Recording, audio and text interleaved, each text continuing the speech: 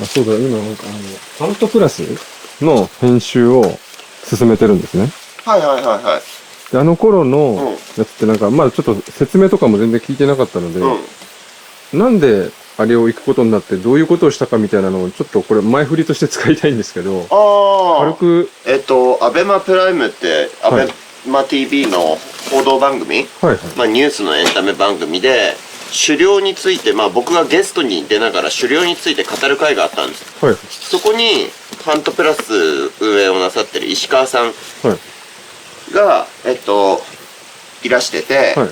で、一緒に狩猟について語り合う機会を得て、うんで、そこで石川さんが、まあ、今後狩猟会、うんすごい狭い世界なので、もしなんかご一緒にできることがありましたらっていう話から、うん連絡先交換してたら、はいそしたら今度そういう山の学校みたいなの運営してるので、はいまあ、講師としてっていうか、はい来てくださいって言うから、まあ講師なんてそんなおこがましいですが、はいぜひ遊び行かせてくださいって言って行ったのがはい。きっかけ。うんで、実際そこでは、うんまあ、お手伝いをしてるっていう感じですよね。うん一泊二日で、そう。はいはいはい。どうでしたあれ、やってみて。いや、面白かったですし、まだ、僕も命ってものは何なんだろうって考えてるんですけど、はい。まあ、初めて獣を殺した時はい。の感覚と、今やっぱり獣を殺した時の感覚っていうのは違うんです。だからあの時はキョンだったけど、初めてその獣が目の前で自分たちのせいで殺されるっていう姿を目の当たりにした一般の参加者さんを見ながら、自分のことを思い出したり、ああ自分も変わったなって、それは良きにつけの部分ももちろんあるんですけれども、その気持ちの変化って何なんだろうなとか考えました。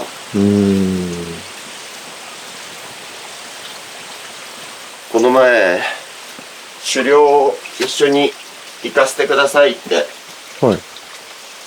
その申し出をしてきた人がいて、はい。でうち冷凍庫に肉はあったんですけど、はいまあもし取っても、はいその方もお持ち帰りになるっていうし、はい。うちの冷凍庫にも入れれるからと思って、いいですよって言って行ったんですよ。はい。ただ狩猟中に獣を半夜って言って傷つけた状態で逃がして、はい。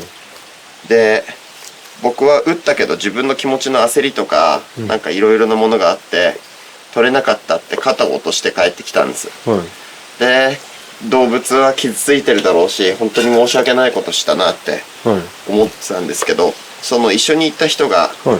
どこかあっけらかんと、まあそういうこともありますよねみたいな感じだったんですよ。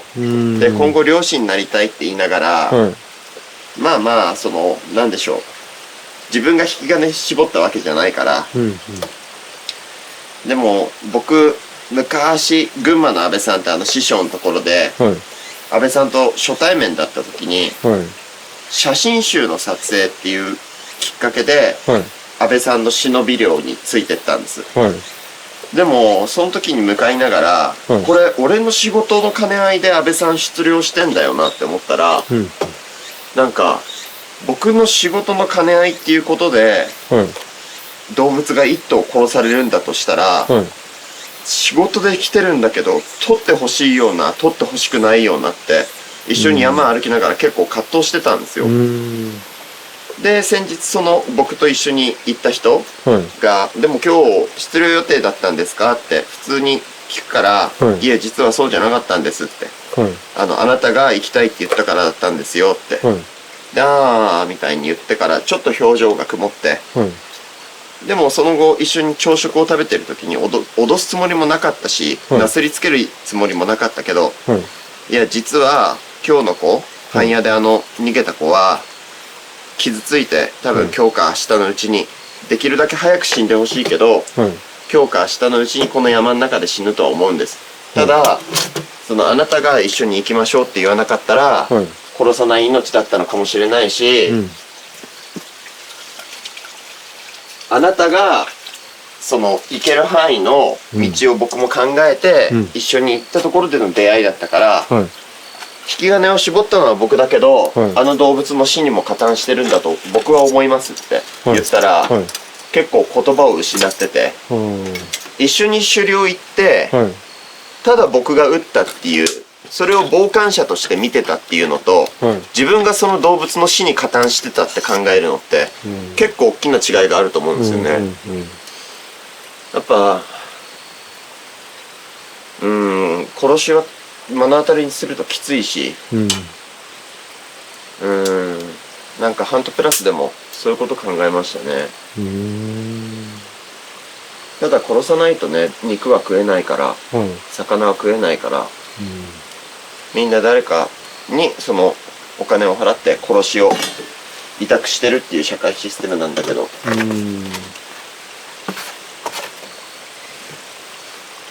なるほど。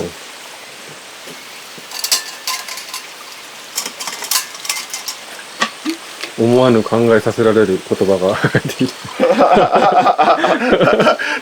た。軽いインタビュー取ろうと思って。ありがとうございます。じゃあまあこんなファントプラスの映像でこの後に流します。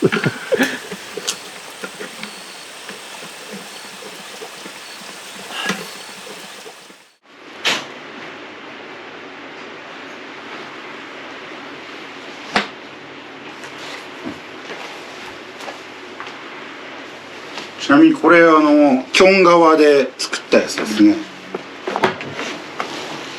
本当は座学の途中でやるんですけど、ちょっと時間が押しそうなんで、ちょっとご覧になっていただいて。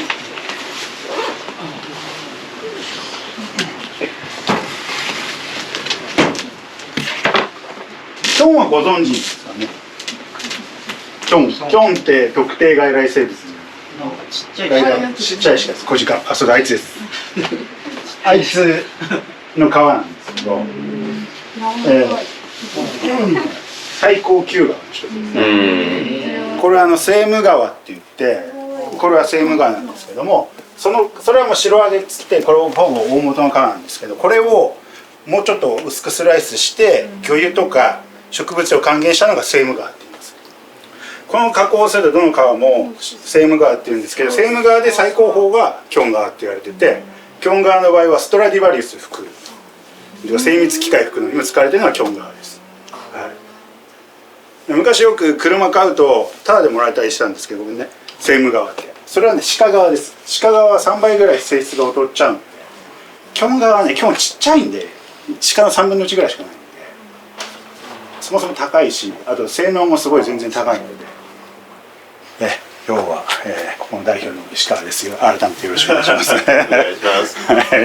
はい。で、スペシャルゲストの東出です。まあいい。でも東出さんからちょっとあれだな、自己紹介してもらった方がいいかもしれないですけど、今日ですね、まずここで座学1時間ほどやります。はい。で、外で出てですね、僕らが見てる自然の世界っていうのは大まかな世界なので、ミクロの世界から自然を感じていただくっていうフィールドワークをやります。これ10分ほどやりまして、でこれをメインでですね、山登りながら歩きながらですね、ハンターの目線でですね、動物の痕跡とかを追いながら生態のこととかお話しして、1時間か1時間半ぐらいですね。で降りてきて今度は罠の仕掛け方講座ってなるんですけども、これは罠のノウハウもお伝えしますけども、どちらかというと罠かけるにはですね、動物の習性知らないとかけられないんですよ。罠の仕掛け方をお伝えしながら小動物の習性をお伝えするっていう字になりますね。はい。じゃあ入っていきますね。まずちょっと僕の自己紹介なんですけども、僕もともとこういうテレビ番組、報道番組のディレクターやったんですけども、本当報道で環境とか犯罪とか貧困とかそういう現場ばっかですね。一方でですね、戦場ジャーナリストやってまして、これが、これリビアなのかな、これがアフガニスタンですね。でこれが2011年のアラブの春、リビアの内戦ですね。カダフィの国際のこれはトリポリの市街戦ですね。これまでに3回ぐらい僕3回心肺停止になるような経験してまして、そのうち1回は19歳の時に大腿部を太ももをですねミキサー車10トンミキサー車に引かれて肉を体半分持ってかれるっていうだから僕のお尻とかってこうやってくっついてるんですけど、実はそれをガポってくっつけたんでですね、全部肉持ってかれて、で睾丸もこうですね。でそれは全治4年ぐらいかかってる、いやまだ治ってはいないんですけど、一応入院歴が4年ぐらいあって人工肛門にまでもなって、で3ヶ月ぐらい生きるか死ぬか分かんないっていう状態までいったんですけど、そういうのとか、あとアフガニスタンでも、これ話にならないんですけども、アフガニスタンでも心肺停止が34、5の時にですねなって、そこから這い上がったっていうのがあったんで、なんか使命感みたいなのもあって、死のうとか死ぬっていう自殺するっていうことだけは考えられない。とりあえず生きないといけないと。でじゃあどうしたらいいんだろうと思うけど、やっぱりそのメディアとか戻っても続かないわけですよ。いろんな国4、50カ国この時まで行ってましたけど、遺跡と戦場しか行ってなかったんですね。海外行くと自然に全く目を向けてやることなかった。それで自然に目を向けたらなんか変わんじゃないかと。ここまで僕高尾山しか登ったことなかったし、本当に。で考えて、だったらどうせだったらもうお金も何もなかったけど、その国内近場でできる最高の自然体験なんだろうと思って、実は僕も狩猟体験に参加したんですね。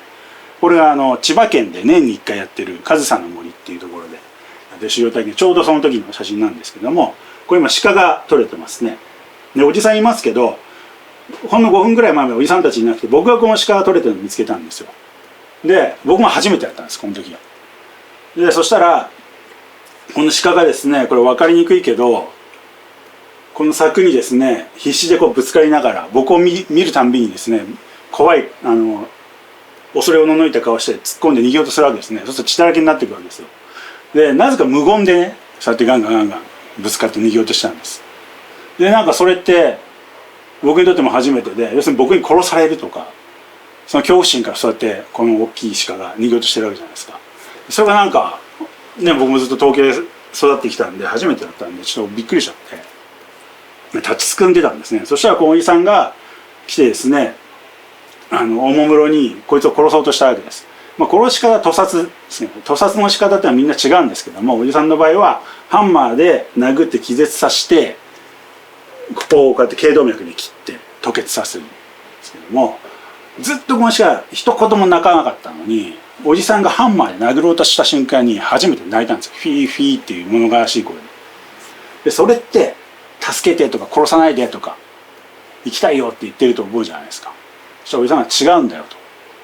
鹿っていうのは利他的行動、仲間を思いやる行動をとる動物で、要するに仲間を守ろうとする行動をとる強い習性を持つ動物で、これ今自分が殺されそうになってるにもかかわらず、こいつは今周りにいる仲間に対して危険なやつがいるからここには来ちゃいけないよっていう警告音を発してるんだよって話してくれたんですね。そしたらなんかそれを聞いてですね、初めてもう散々肉、僕ら大人って成人って大体成人になると2万から4万ぐらいの何かしらの命を食べてきたって言われてる、この身に宿してるって言われてるんですけども、その中の一つでしか1頭でしかないんですね。だけども初めてその2万から4万の命に対して畏敬の念というか崇敬の念をこの時抱いたんですよね。自分がこれから食べる肉に対してですね、自分が殺されそうになってんのに仲間を助けようとするっていう。でそこになんかなんだろう、本当なんか内側からバーってこう来ちゃって、でちょうどこの時なんですけども、こんな声が、これも殺した後ですけども、生きる気力が湧かないなんておこがましい。お前たち人間の体は僕ら動植物の何万もの命でできてるんだから、それだけでお前たちの命は重い。ただ懸命に生きろと。これを僕も完全に無神論者のタイプの人間なんで、一つ一つの細胞のルーツって何かの命じゃないですか。その一つ一つの細胞に内側からブワーって言われた気がしたんですね。でなんか山に同化していくような感じでしたね、本当に。こんな大事なことに一切敬意も張らず生きてきたことへの恥というか、なんか情けなさというか、そっちがゴーンってきちゃって、であとプラスふとすぐに思ったのは、一応やっぱなんか、まだジャーナリストだったんでしょうね。戦場に連れていくことも皆さんできないですし、臨死体験してもらうこともできないんですけども、ここの現場って連れていける、皆さんも。僕もその時そうでしたけど。でこんな風に文字面書かなくてもこの魂の声を聞いてもらえば皆さん細胞レベルでなんか感じ取ってもらえるっていう、これすごいな、誰にとっても本質であって、でこれすごいなと思ってこの狩猟体験をやりたいと思ってこっち来た感じですね。はい。まあこんなことを伝えたいと思って僕はこっちに来たわけですけども、東出さんはなぜ狩猟を始めた？僕は千松信也さんというその分泌業務なさってる京都の漁師さんが、自身で肉を取るで食べるっていうのを本に書かれてて、で自分もそういう経験をしてみたいなと思って狩猟免許を取ったのが6年前ですね。でも狩猟ってまあ僕は普段役者業をやってるので、まあ半農半 X って言って半分まあ農業というか僕の場合は狩猟で、半 X の X が役者で X で生活最低限のお金を稼ぎながら半農半狩猟っていうのが僕の今のライフスタイルなんですけれども、狩猟は僕は尊いと思ってます。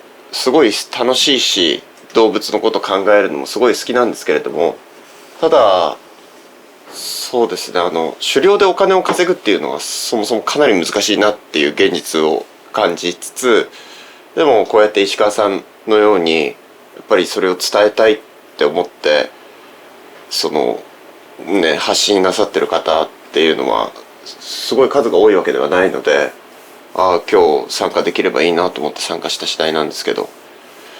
子供の時から生き物が好きだった？動物大好きでした。大好きですね。出身ってどちらなの？埼玉です。山の中とかでは？いやもう市街地でもう雑木林とかはあったんですけど、子供の頃に一回夜タヌキを見て、もうそこをいつかまた見れるんじゃないかと思ってそこをしょっちゅう通るたんびに高ぶってたぐらい動物が好きです。ありがとうございます。ありがとうございます。はい。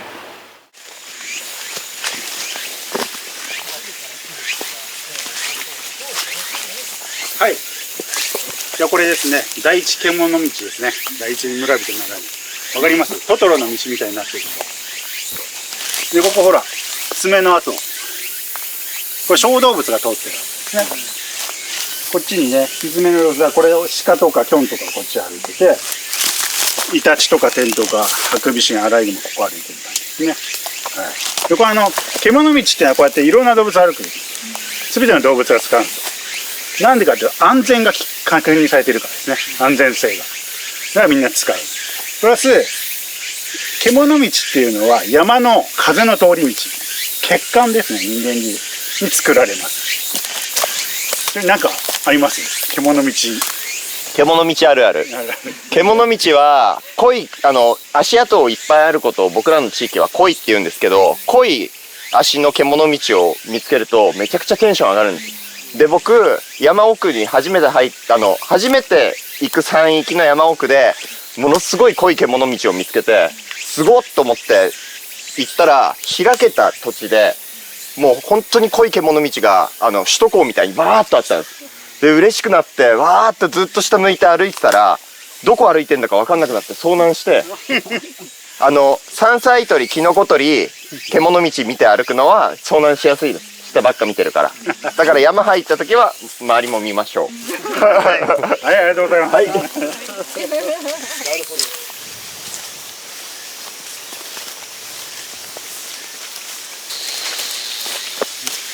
これみょうがです。マムシこの匂い大好きなんで、この中にはマジ入るんですよ。今ちょうど旬でみょうが結構できてるんです。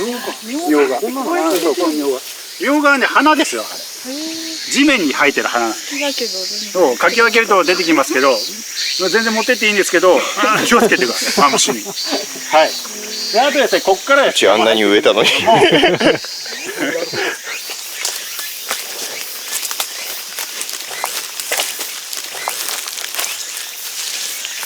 これキョンの糞ですね。もっといっぱい落ちてるはずなんですけど、乾いちゃって。はい。大人がですね、子供が見えるも見えなくなるのは、視点が高いから。こうやって探すことです。はい。見えないものを探すことですね。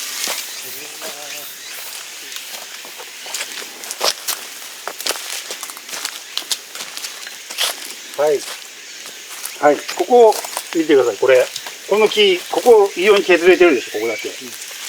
これはここを動物たちが何度も往復してるからで、このまま繋がってるのはこっちに獣道がこう繋がってますし、そう、こう往復してますね。ここほら、わかります？泥ついてるの。これイノシシがつけた泥です。で、こう歩いてこっち行ってる。で、あとここ古いですけど、わかります？こっから色違うでしょ。これイノシシがこすりつけてる。これはマーキングでもあり、寄生虫を落としたりする意味でもあるんですけども、それじゃあイノシシが通ったっていうのだけじゃなくて、もう一つイノシシの特徴がわかるんですけど、これから何がわかるか。そう、大きさです。こういうふうにつけてるところですから、どんぐらいでしょう。40キロぐらい、30キロぐらい。もうちょっとあってももうちょっとある。うん。普通ぐらい。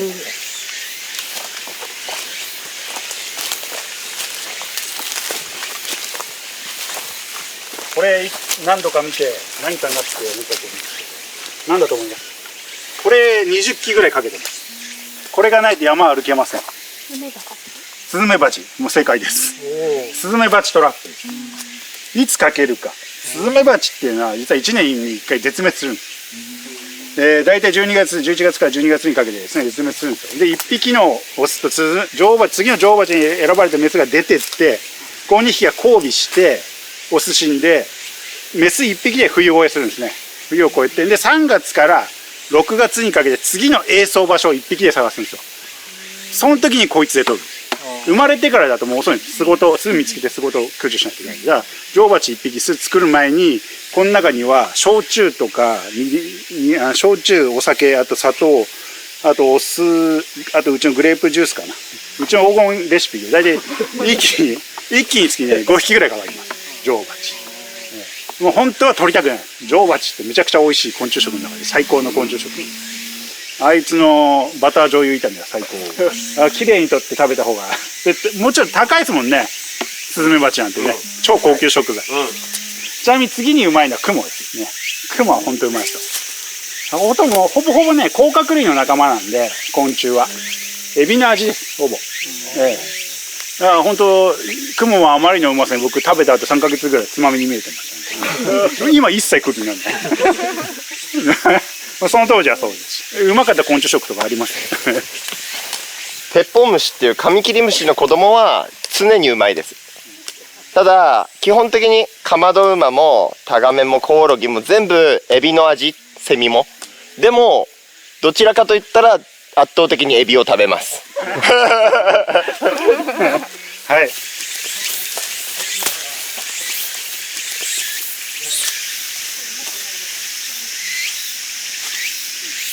これですね、枯れてます。立ち枯れした状態ですね。これ何が原因か、まあ寿命かもしれないし、たまにあるのは鹿が木の皮を食べて枯らしちゃう。で、これがいわゆる鹿狩りってやつなんですけども、実は何が鹿狩りか。木って何でじゃあ山って何で支えられてるかわかります？根っこ。そう。根っこですね。なのに鹿がこうやって尾根で木をこうやって枯らしちゃうと根っこが死んじゃうわけですよ。それで土砂崩れ。これは鹿狩り。ね。年間何千億という公共工事に続くまれて。ね。ちなみに木っていうのは、木の皮を鹿は食うんですけど、なんで木の皮を食ったら木が枯れるのかっていうと、中で木は養分を吸ってんじゃないんですよ。木の皮とこの間で養分を吸ってるんですね。だから剥がされると枯れるわけです。はい。で、これは悪いことばっかじゃなくて、例えばこっちの木、その木をここで今切って下まで持っていくっていうのは10人ぐらいで2時間ぐらいかかります。だけどここで今皮むいちゃうんですね。それを応用して。そうすると1年後来ると枯れて軽くなってるでしょ。そう。かなり安全にチェーンソーも使わずに人間だけで持っていけるようになったりします。そう、これ立ち枯れ干ばつって言います。はい。これまあおそらく鹿のそれのあれを応用したんだと思うんですけどね。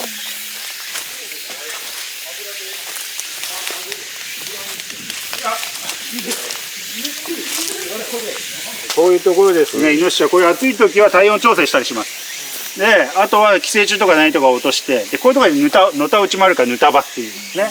なので土つけて歩く人がいて、だからこれ見てください。全ての木にね土がついてる。わかります？これあそこもついてる。人間がよくイノシシに殺される時どういうふうに殺されるかっていうと、ここなんですね。ここに突っ込まれるんですよ。ここ大腿動脈。これ切られて失血することが結構ね。これ突っ込むにバーッこう。だからもしかしたら人間のことを意識してこの武器を解いてるのかも。敵それしかいないですからね。だいたい1月頃オスのイノシシは発情期を迎えるんですけど、その頃はお互い喧嘩するために体を泥とあと皮膚が厚くなってよく鎧って言われるんです。鎧をまとってるような。その頃の獅子はかわいそうだけどオス臭くてあんまうまくない。で皮がめちゃくちゃ硬いです。僕は狩猟免許取って最初の 1,2 年ぐらいまではなかなか偶然で鹿が取れるってことはあったんですけど、なかなか一人で忍びで取れなかったんですよ。で師匠になんでなんですかねって言ったら、お前それ殺気だろって。で殺気ってそんな漠然としたこと言われましてもって思ってたんですけど、アメリカって狩猟の学校でアーブスクールっていう学校があるんです。そこでカリキュラムの中でシックスセンス第6巻殺気の授業があるんです。で犬とかも夫婦で喧嘩してたりすると、どうやら人間にはわからない興奮物質みたいなのを人間は出してるらしくて、その匂いを嗅ぎ取って、この前にいても利益ないからちょっと部屋に引っ込んでよとか、犬もそうやって嗅覚とかで取れるものがあるんだと思います。で山に通うとだんだん山が広く見えるようになってきて、音が聞こえるようになってきて、いろいろなものに名前があることが分かったり、自分で何か特徴を見つけたりすると、山に対するまた動物に対する理解度が増えていくと、いろいろな情報を取って自分も狩猟が上手くなるし、動物を見つけやすくなるんです。ただ山に通わないと、この僕らが失った東京での生活で失ってた感覚っていうのはまあ蘇らない。でもそれでも気をつけて歩いてんのに、100メートル先の鹿がこっちに気づいて先にピーッつって逃げるんです。警戒音を鳴らして。昔僕らの先祖の縄文人って裸足で槍で5メートルのところ行ってやーってどれだけ動物に近かったんだろう。我々はどれだけ文明にまあね安住してるがゆえに動物じゃなくなってしまったんだろうっていうことをやっぱり考えると、自然から学ぶことだったり自然から力をもらうことっていうのは非常に多いように思うので、今後も山に通っていただけると嬉しいなと思います。素晴らしい。ありがとうございました。ね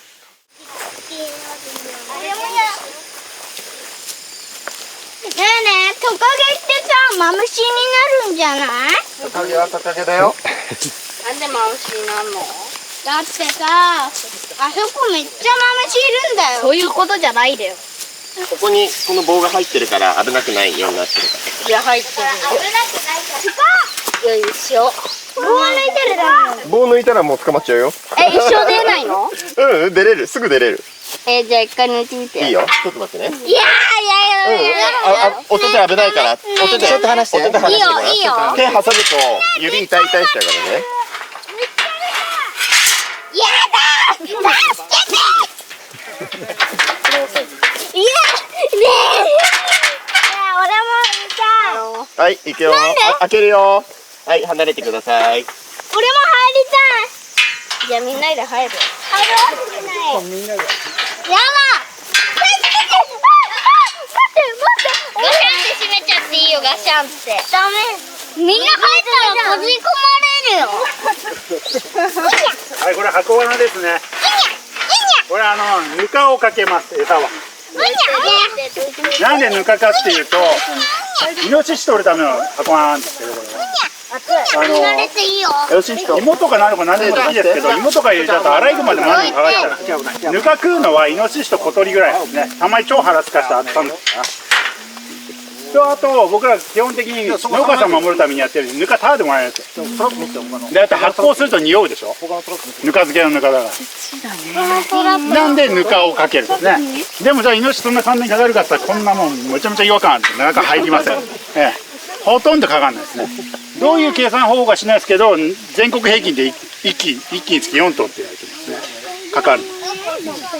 でもじゃあそんなにかかんないなんで仕掛けるのって言ったら、実はこれはかけるところにはかかるんですね。あと時期、例えば冬とか餌ないんで、よっぽど腹減ったやつは入ってきますし、あとすごいいっぱいいる地域、あまりにもいるんで、多分山の中で餌の取り合いになってるんでしょうね。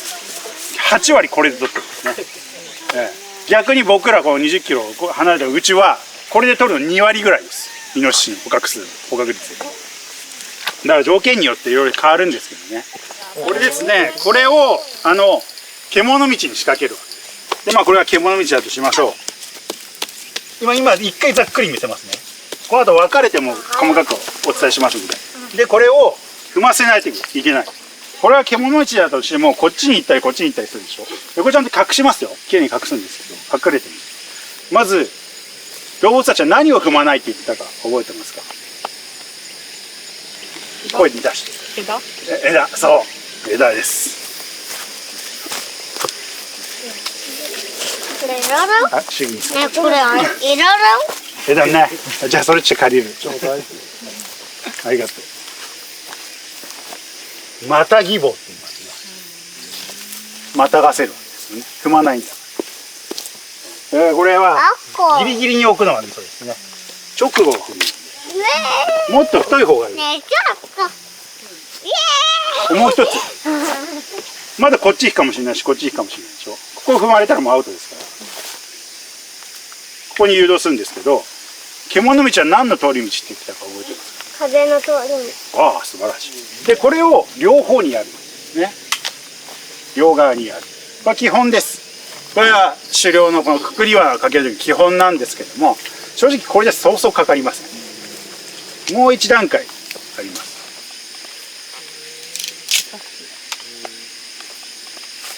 これ台湾の原住民もこれやります。で、これで通りたくなる。ね、このちっちゃいところを踏みたくなる。ね、あともう一つ、もうワンランク上に上げるとすると、実際に木と木の間に仕掛けて、ここから例えばキョンが好きな青木の葉っぱを潰す。そう上を見ながら歩いてる。警戒しなくていいですね。で踏み込みやすいですね。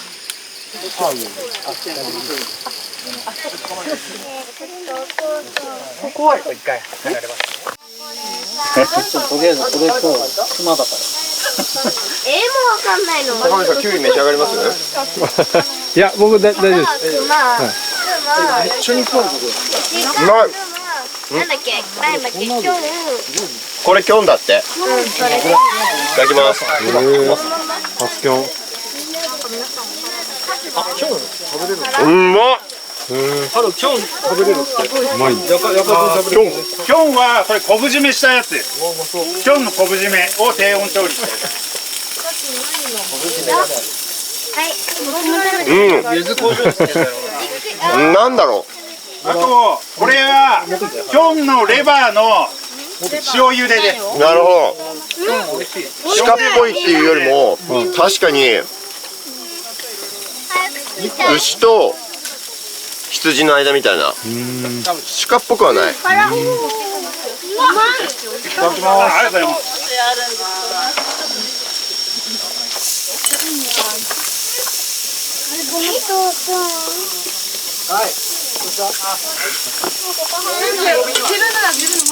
燃えるゴミはね。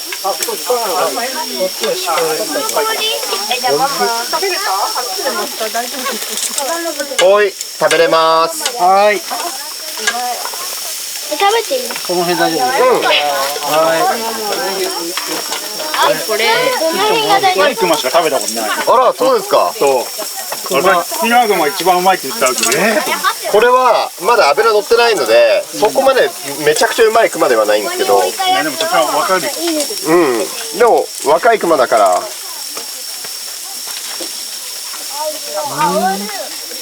肉の味って感じですよね。あ、でも違うか牛とはやっぱり。あ、でもハラミっぽいな。ち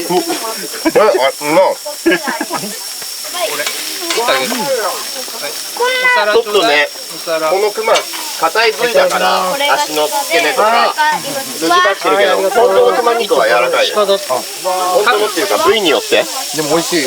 しい。肉の味がするんですよね。熊すごい。うまい。ね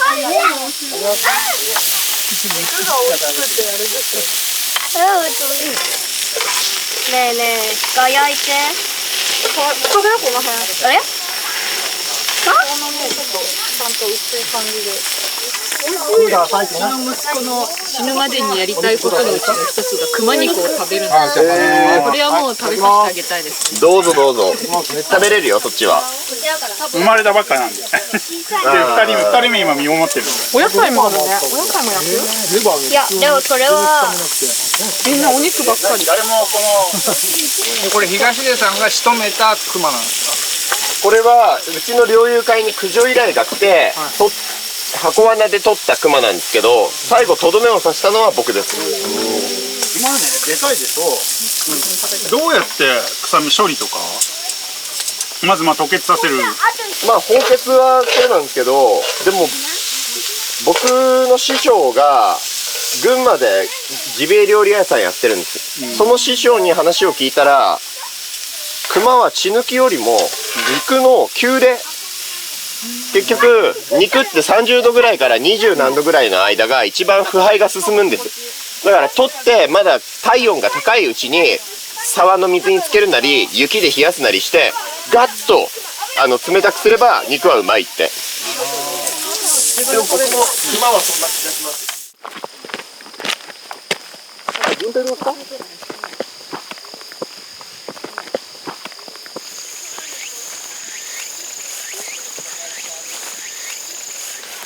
見に行ってみますか？か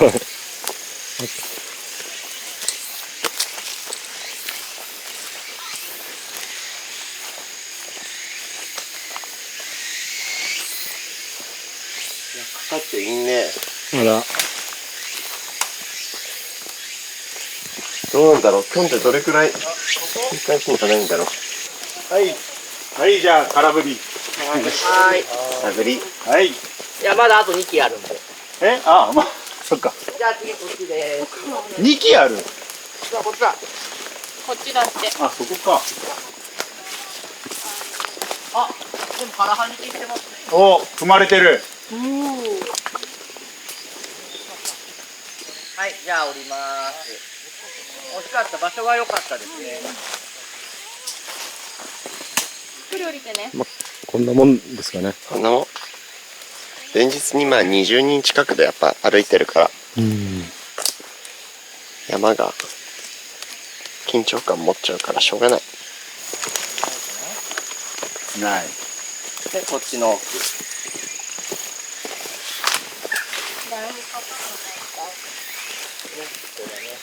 通ってないですね。昨日は通ってなさそうですね。はい。まあかろうじて1機だけ踏まれてた。はい。惜しかった。じゃあ今日の昼ご飯になる子は誰かな。あれ誰の丸焼きをやる。はい。まあ正直、まあ、今さっき東出さんがポソって言ってましたけど、もう20人もいたら、人間の匂いとか、もうめちゃくちゃついてる。まず来ないですよね。これが消えるまでは、みんな離れてますもん。でも昨日うるさかったんでしょ。そうそうそう。ギャーギャーギャーギャー。まあそれはね広いから、この地域は今離れてますよね。動物が。しょうがない。しょうがない。はい。ってことで終わりませんよ。いきます。はい。やります。何？ちょっと下降りますよ。朝の見回りって大体どれくらいの時間を要するんですか？あ、でもかかってたらそっちの人から連絡が来るんですか？そうそうそう。でもまあ見回りをしますけどね。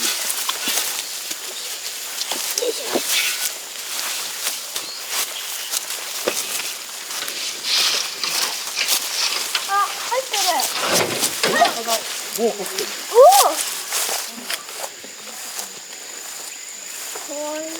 かわいい。入ってる。メスだ。メスだ。キョンだ。キョン？キョンだ。あ、気取ってる。べるの？うん食べるよ。自分たちでさばいて。そうみんなでさばいて食べます。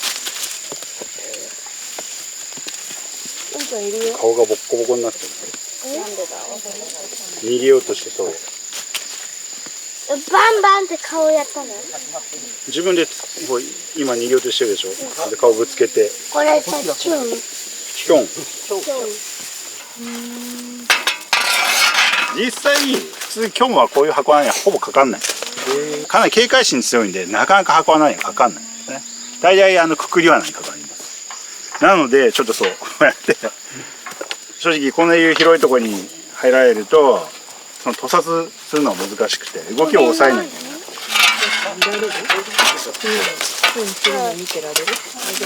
これやってていいですか？あれ違うあったあった。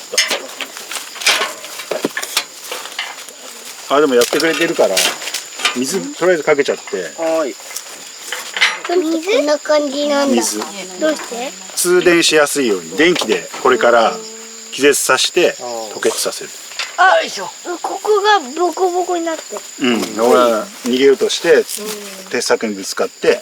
じゃあ水かけるからちょっと離れてて。慣れてて。あっちのシャベルに食べる。コップにかけて。で水。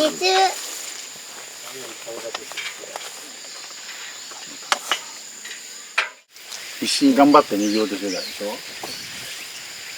生きたいからだよね。一生懸命生きようとしてたんですね。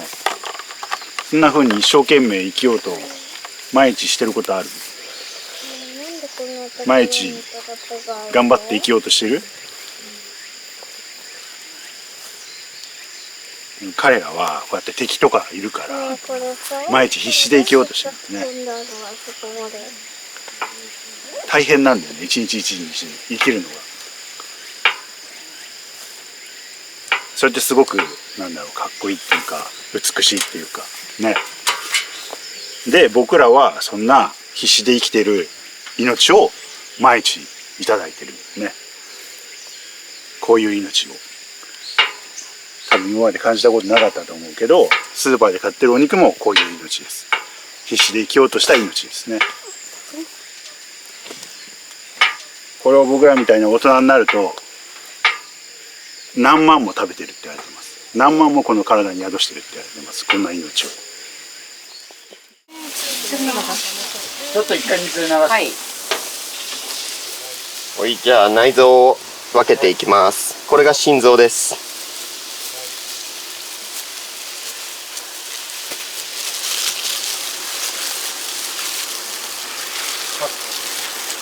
そう、これがレバー。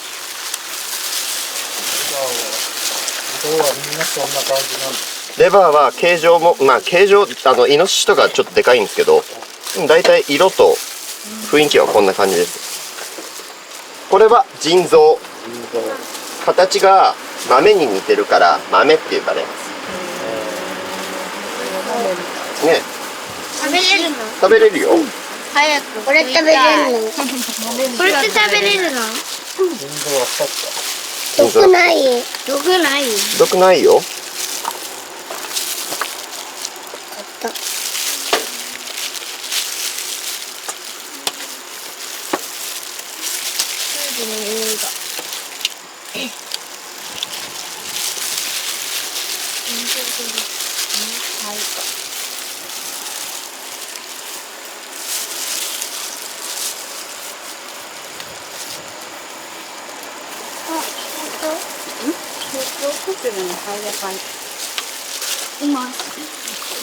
こんなところかな。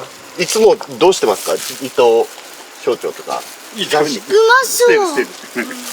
まあだからレバーとハツぐらい。レバー、ハツ、豆、はい、はい。これが食べる臓器です。こっちもよーく洗ってでやれば食べれるんだけど、ちょっと大変だね。結構大変。ここの中におやすい。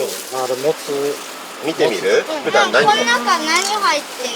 多分ね、草とか木の実とかが入ってると思うけど、さいけど頑張る。うん。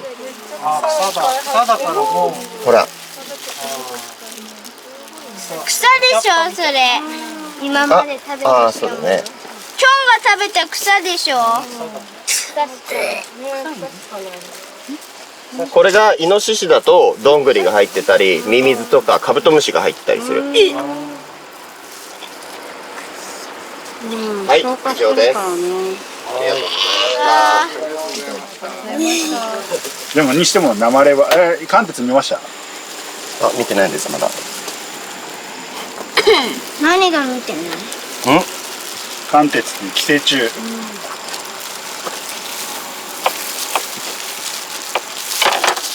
あ、いるね。うん。これ？これとこのアメーバみたいなこれ動いてる。おお。これ動いてる。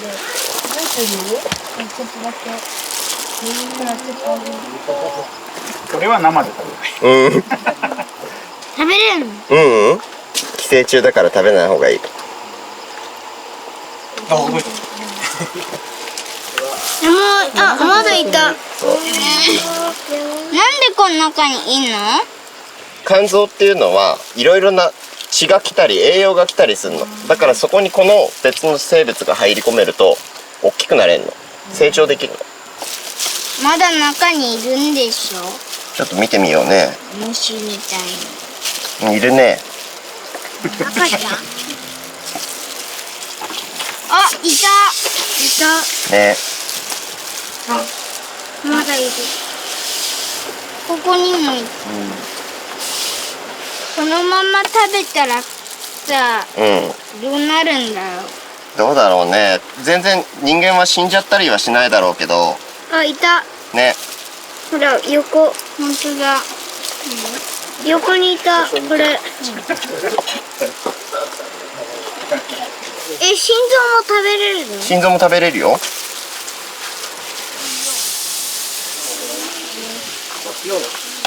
あ、違う。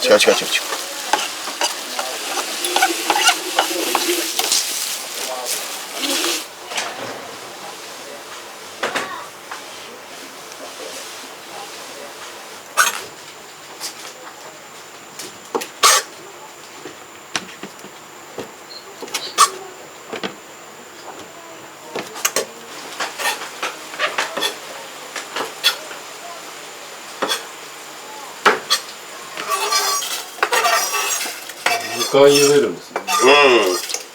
いや、初めて召し上がるから、もし癖をなんかいやーって感じちゃったらもったいないから、癖をなるべく殺して、はい。いい思い出で。いい思い出。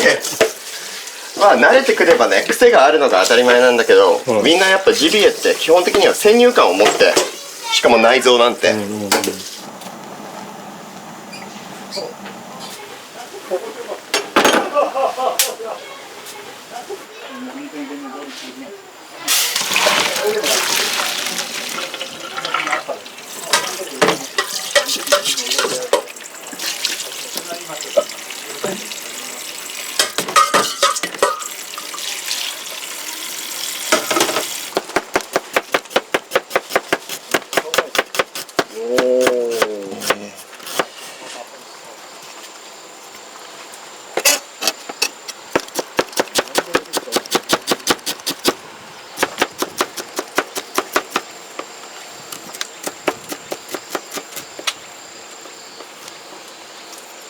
身長190でワイルドで料理できてる。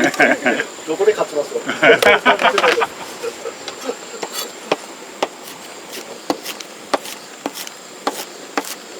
か？缶とか抜けてます。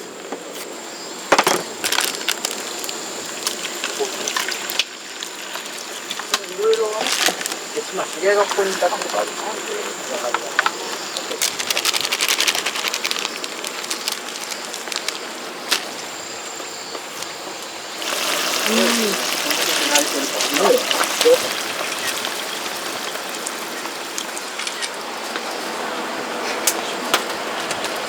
撮影会。普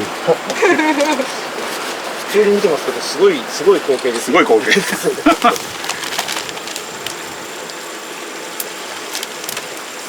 別府俳優。キョンのレバーを炒めてる。キョンレバー。自分で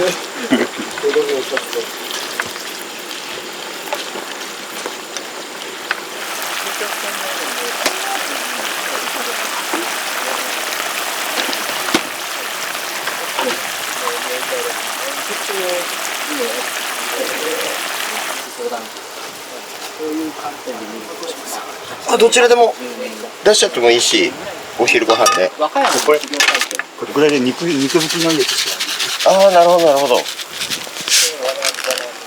どうぞ試食を。なんて豪華。めっちゃ豪華です。遠慮なくいっちゃいます。はい、いただきます。つまようじいっぱいあります。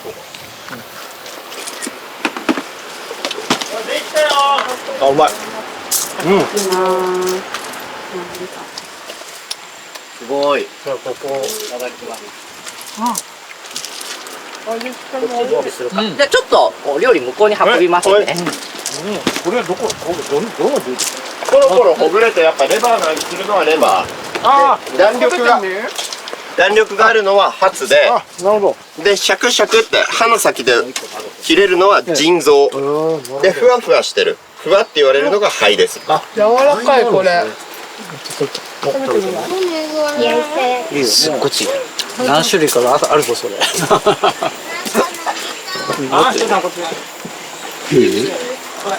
めっちゃうまい。美味しい？おいしい。これももっと食いたかった。美味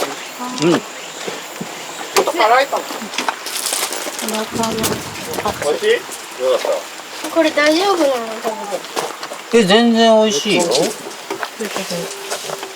べてみよう。吐き出したいんだけど。何言ってんの。辛すぎる。ちょっとね、美味しい。さっきまであんなに食いたいとか言ってたけど。ありがとうございます。うまい。ピリ辛でうまいわ。ねえ、僕やりたい。食べる？ちょっとピリッとするけど、これいけるかな？やりたいってどういうこと？やりたい。煮るで食感が違いました。プリプリのやつ美味しかった。これふわふわしてるのはふわって肺です。写真と。何がこれ？それ肺だよ。弾力があるやつ。やだ。でもなんか見た目どれがどれだかわかんない。美味しいなんか。これも入るでしょ。これは肉みたいな。これはね、レバーじゃないかな。レバーじゃないかな。これレバー、これ腎臓。辛かった。腎臓。それ腎臓。辛いね。でもね、からしを取ってくれば大丈夫。赤いのついてたら辛いかも。赤いの取って。めっちゃだ。もらう？アナグマはまあこれくらいかな。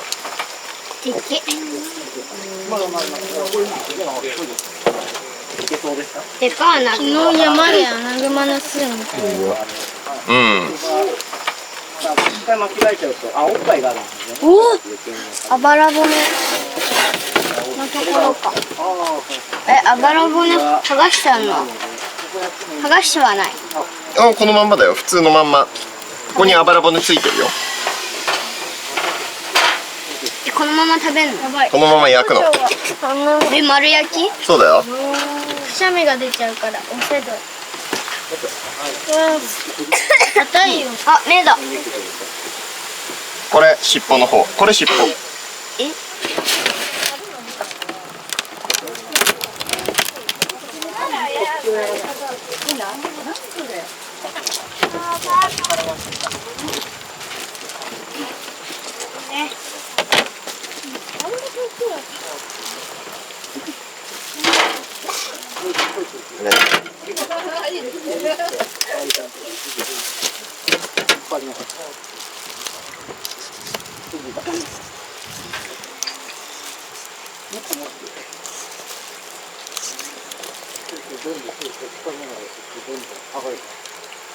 どこの骨かわかる？何の骨かわかる？なんだっけ、キュウリじゃなくて。ここだね。キョンか。キョン。これはアナグマ。あ、こっちはアナグマだ。横じゃなくて。ざっくりしてるね、アナグマ。ここだ。ここ来て。この、ほら、引っ張ってるから。そう。ここを切る。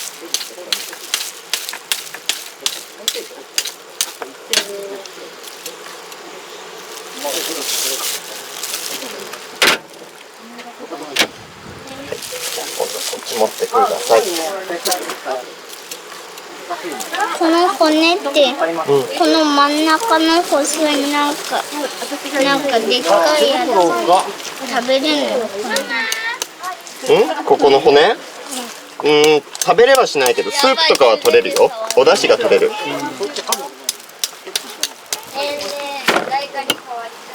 い。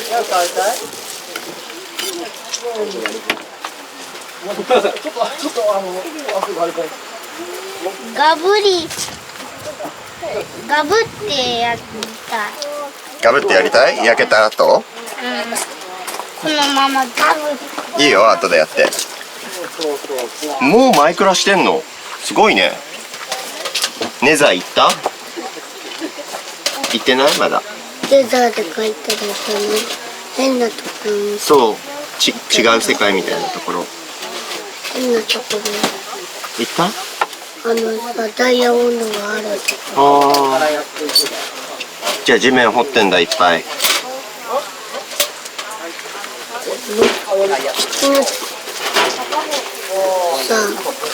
木のところに戻りたい。元の世界にね。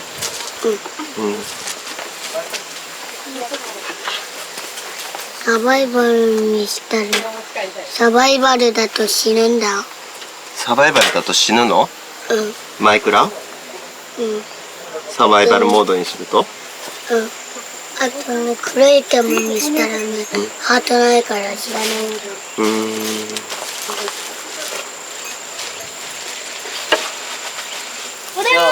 じゃあ3家族分だけちょっとあれして。ありがとう。皮欲しいじゃん。俺も皮欲しい。今日皮もらってもちょっと大変だから。アナグマの匂いしてる。すごい。いつの？これは全領域の終わり頃。困りません？これ困ります。それはそれで一応だと思う。本当？だって外につけたまんまメルカリ一般の家庭の冷蔵庫だと4日ぐらいだね。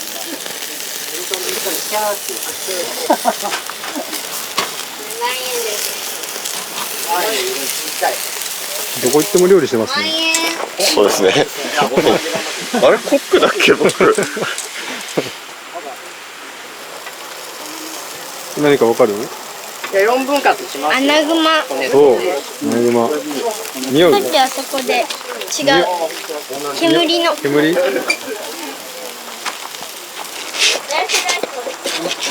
美味しいよ、食べな。今日肉のハヤシライス。あ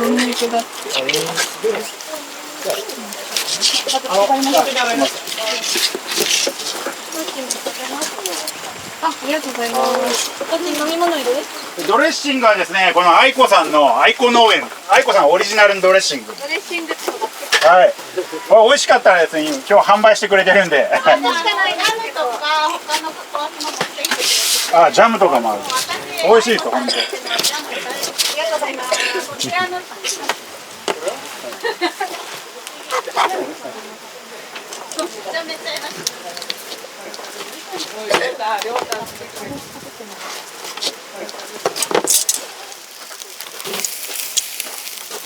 これじゃこれ皿代わりで、このまな板。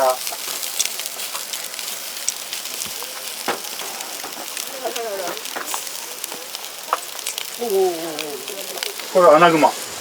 あ、これもう食べれます。アナグマ。アナグマ。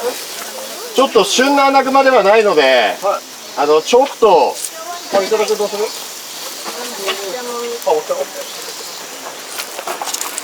確かに。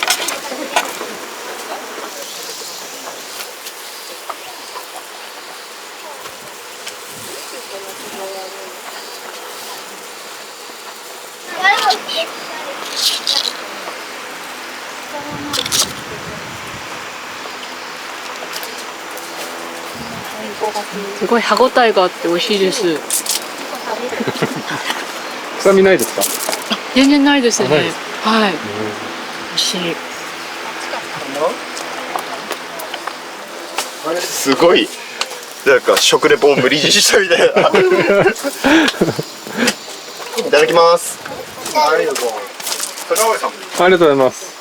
すみません、いただきます。うまっ。ちでいただきます。どうですか？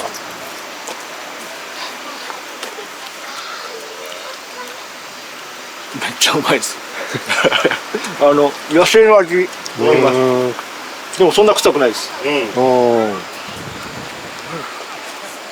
これもっとね脂が乗ってる時期のアナグマ脂がうまいんです。ああ、なるほど。うん。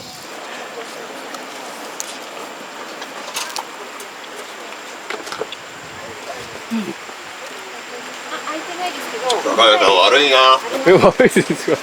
いや一応。口にペンだからね。盗み取りするんですよ。大したこと言えないのですみません。けどすごい美味しいです。ですね。ありがとうございます。うまい。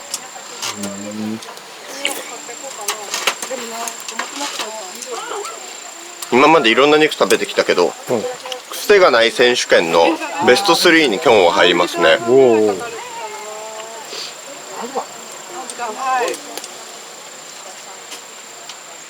まだ見ぬ肉がいっぱいありますね。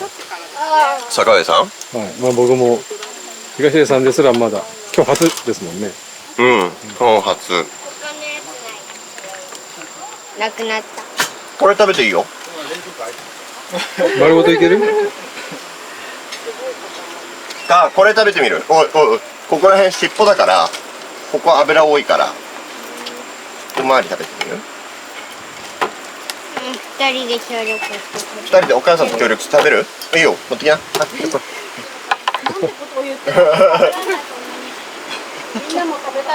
うん、大丈夫だよ。